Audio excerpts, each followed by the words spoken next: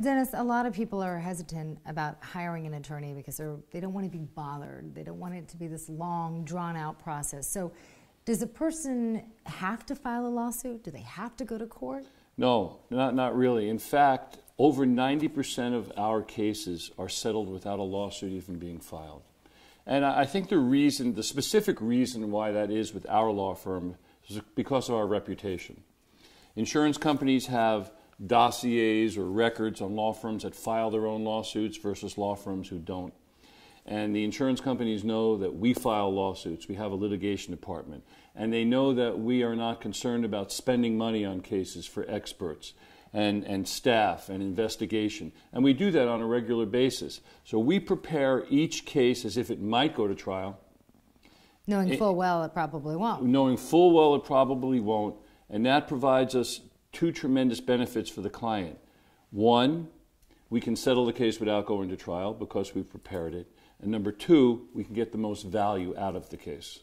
And let's talk about value. Let's talk about recovering damages. How long can someone expect to have this case resolved, to receive damages? It's not uncommon that a case could be resolved within 9 to 12 months. More commonly, or more specifically, you could determine the length of time a case will last based upon medical treatment. Once a client has reached their maximum medical improvement, where their treating physicians feel as if they're not going to get any better with further treatment, it's at that point that we try to settle the case. And the reason we wait for that point is because we want to make sure that we provide the client with a settlement that's going to cover all the damages that they have. And until they reach that point, we might not know what those damages will be.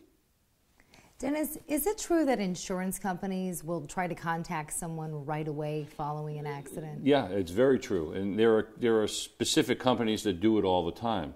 And they attempt to write a relatively small check, $300, $500, to have a client take the money, sign a release, and once they sign that release, they're finished with their case. There's not much that can be done.